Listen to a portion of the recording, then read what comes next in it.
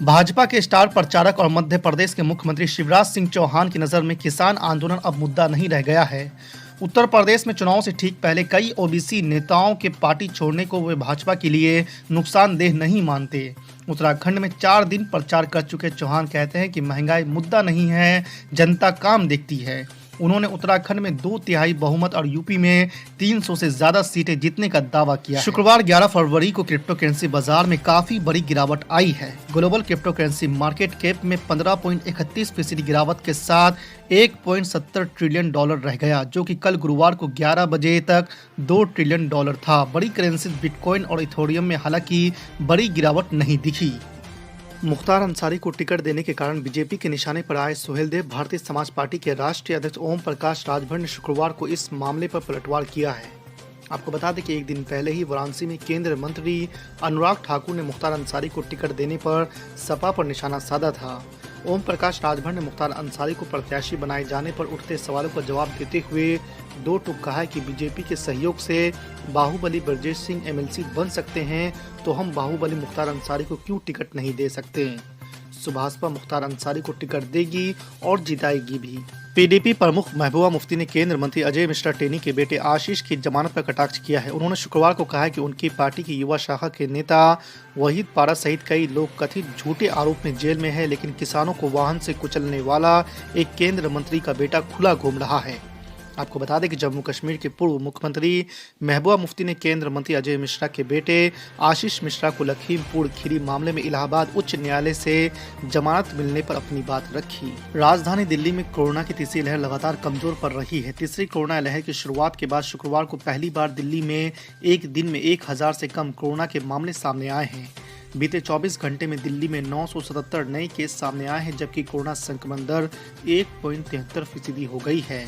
हालांकि अब भी सक्रिय कोरोना मरीजों की संख्या 4812 है। रामपुर और स्वार विधानसभा पर चुनाव लड़ रहे सपा प्रत्याशी के लिए प्रचार करने पहुंचे सपा अध्यक्ष अखिलेश यादव ने भाजपा पर जमकर प्रहार किया है। आपको बता दें कि रामपुर में जनता को संबोधित करते हुए आजम खां पर दर्ज मुकदमों को लेकर भी कई दलीलें दी गई। समाजवादी पार्टी के राष्ट्रीय अध्यक्ष और पूर्व मुख्यमंत्री अखिलेश यादव ने भाजपा पर निशाना साधते हुए कहा है कि लखीमपुर खीरी मामले में किसानों को कुचलने वाले केंद्रीय गृह राज्य मंत्री के बेटे की जमानत मंजूर हो गई, लेकिन हमारे सांसद आजम खां भैंस चोरी, बकरी चोरी और किताब चोरी के झूठे मुकदमों में आज भी जेल में बंद है। अखिलेश यादव इस दौरान सीएम योगी आदित्यनाथ पर भी हमलावर होते नजर आए। सुप्रीम कोर्ट ने दिसंबर 2019 में संशोधित नागरिकता कानून के खिलाफ कथित तौर पर आंदोलन कर रहे लोगों को वसूली के नोटिस भेजे जाने पर उत्तर प्रदेश सरकार को फटकार लगाई है। कोर्ट ने यह कार्रवाई वापस लेने के लिए उसे अंतिम मौका दिया और कहा है कि ऐसा नहीं होने पर न्यायालय कानून का उल्लंघन करने वाली इस कार्रवाई को निरस्त कर देगा। सुप्रीम कोर्ट ने कहा कि दिसंबर 2019 में शुरू की गई ये कार्रवाई कानून के खिलाफ है और इसकी अनुमति नहीं दी जा सकती है। उत्तराखंड के मुख्यमंत्री पुष्कर सिंह धामी ने कहा है कि भाजपा के कराए गए विकास कार्य कांग्रेस के पतन के लिए काफी है। उन्होंने दावा किया है कि उधम सिंह नगर जिले के सभी विधानसभा सीटों पर भाजपा के प्रत्याशी जीत दर्ज करेंगे। उनका कहना है कि हम 60 सीटें लेकर पूर्ण बहुमत की सरकार बनाने जा रहे हैं। पुष्कर सिंह धामी ने कहा है कि वर्ष 2025 में जब हम प्रदेश का 25वां स्थापना दिवस मनाएंगे, तब हम पूरे देश में सबसे अग्रणी राज्य की भूमिका में पहले स्थान पर होंगे। एमआईएम प्रमुख असदुद्दीन ओवैसी ने Z+ सुरक्षा से इंकार करने का मामला फिर से उठाया है। ओवैसी ने कहा कि उन्होंने गृह मंत्रालय की ओर से दी गई Z+ सुरक्षा से इसलिए इंकार किया क्योंकि अगर इस देश में मुस्कान जैसी मुस्लिम लड़कियों को खतरा है तो असदुद्दीन ओवैसी भी खतरे में है।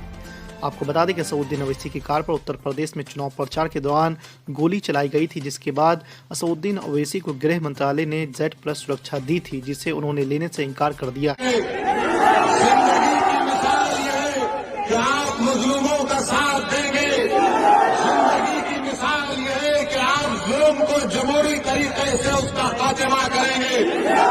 जिंदगी की मिसाल यह है कि आप अपने वोट की अहमियत और कीमत को जानेंगे। मेरे अजीज दोस्तों और बुजुर्गों, क्या 2014 में ओवैसी ने इलेक्शन लड़ा था?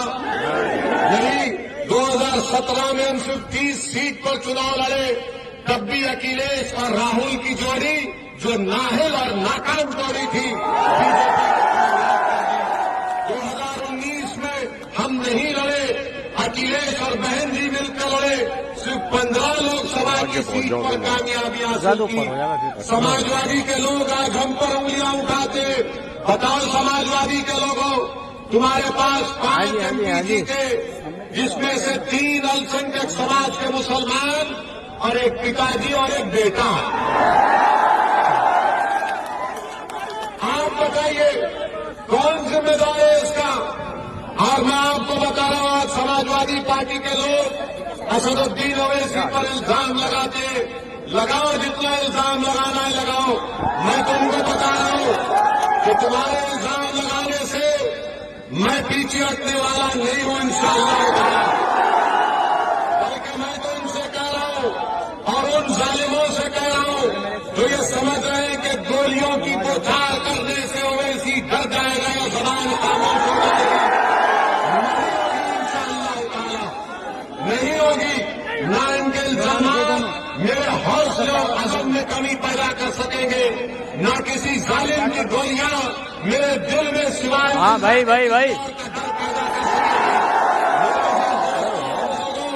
आप पूछिए समाजवादी पार्टी से, पूछिए इनसे कि लोकसभा में आपने यूएपीए के कानून में जो दिल्ली में बैठकर एक इंस्पेक्टर किसी को भी दहशतगर्द घोषित कर सकता है, समाजवादी ने, बसपा ने, कांग्रेस ने अमित शाह के लाए हुए कानून की तारीफ थोड़ा सा साइड से किसने मुखालिफत की कि असदुद्दीन ओवैसी।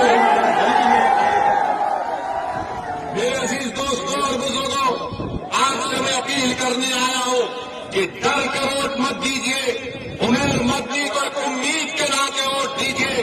और मुझे यकीन है कि उमेर मदनी को अगर इंशाअल्लाह अल्लाह आपकी दुआ वोट से कामयाब करेगा तो वो ना सिर्फ इस विधानसभा के लोगों को मुतमईन करेगा बल्कि अपने बुजुर्गों को भी वो शर्मिंदा नहीं करेगा इंशाअल्लाह। मेरे अजीज दोस्तों और बुजुर्गों, बहुत सी बातें हैं, मैं सिर्फ चंद बात आपके सामने करके यहां से रुखसत हो जाऊंगा। कल सहारनपुर में प्रधानमंत्री आए थे,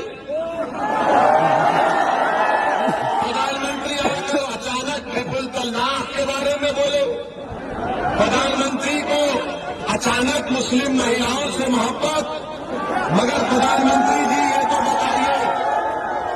बताइए कि हरिद्वार, रायपुर, प्रयागराज, इलाहाबाद में जो संसद हुआ था उसमें जो मुस्लिम महिलाओं के बारे में अनाप शनाप बता गया, प्रधानमंत्री आप अपनी जबान क्यों नहीं खोले?